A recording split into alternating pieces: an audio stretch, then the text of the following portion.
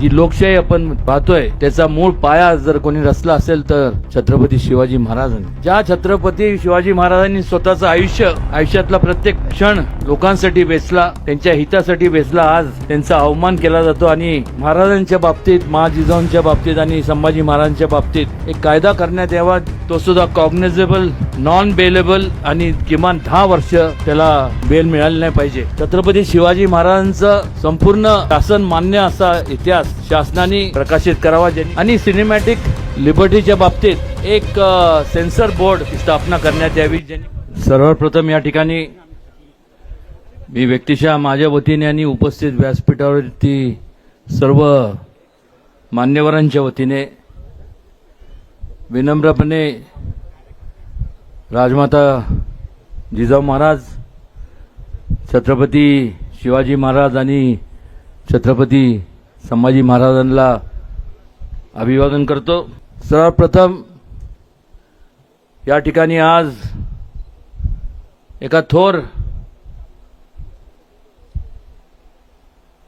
व्यक्तीला नतमस्तक होण्याकरता आपण या ठिकाणी उपस्थित राहिलोय. छत्रपती शिवाजी महाराजांनी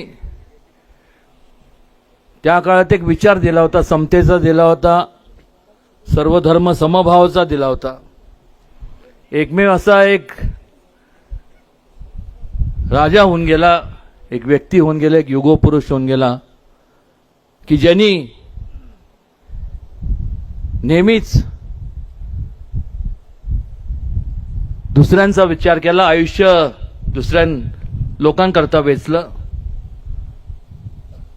ह्या संपूर्ण विचार घेऊन स्वराज्याची स्थापना केली आणि आज आपण जी लोकशाही पाहतोय, ज्या लोकशाहीत आपण वावरतोय, त्या काळात जो त्यांनी विचार दिला होता की लोकांचा सहभाग हा राज्यकारभारात असला पाहिजे आणि म्हणूनच आज जी लोकशाही आपण पाहतोय त्याचा मूळ पाया जर कोणी रचला असेल तर छत्रपती शिवाजी महाराजांनी. पण मात्र अनेकदा आपण पाहतो, म्हणण्यापेक्षा अलीकडच्या काळात त्यात वाढ झालेली पाहायला मिळते. ज्या छत्रपती शिवाजी महाराजांनी स्वतःचं आयुष्यातला प्रत्येक क्षण लोकांसाठी वेचला, त्यांच्या हितासाठी वेचला, आज त्यांचा अवमान केला जातो आणि त्यामुळे आज या ठिकाणी आदरणीय अमितजींना आणि देवेंद्रजींना मी सगळ्या महाराष्ट्राच्या वतीने, देशाच्या वतीने, सर्व शिवभक्ताच्या वतीने एक 4-5च मागण्या करणार आहे. पहिली मागणी म्हणजे की महाराजांच्या बाबतीत, महाजिजाऊंच्या बाबतीत आणि संभाजी महाराजांच्या बाबतीत एक कायदा करण्यात यावा, तो सुद्धा कॉग्निझेबल, नॉन बेलेबल आणि किमान 10 वर्ष त्याला बेल मिळाली नाही पाहिजे. त्याचबरोबर छत्रपती शिवाजी महाराजांचं संपूर्ण शासन मान्य असा इतिहास शासनाने प्रकाशित करावा, जेणेकरून कुठल्या प्रकारचं भेदभाव होता कामा नये, कुठल्या प्रकारचं तेढ निर्माण होऊ नये आणि सिनेमॅटिक लिबर्टीच्या बाबतीत एक सेन्सर बोर्डची स्थापना करण्यात यावी, जेणेकरून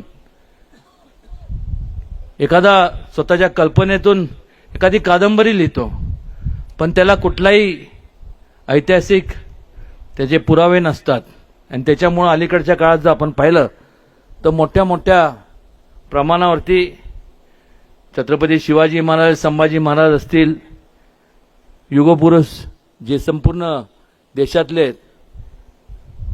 या सगळ्यांच्या बाबतीत गैरसमज निर्माण समाजात होतो आणि त्यामुळं एक सेन्सर बोर्डची स्थापना करण्यात यावी. मला मागच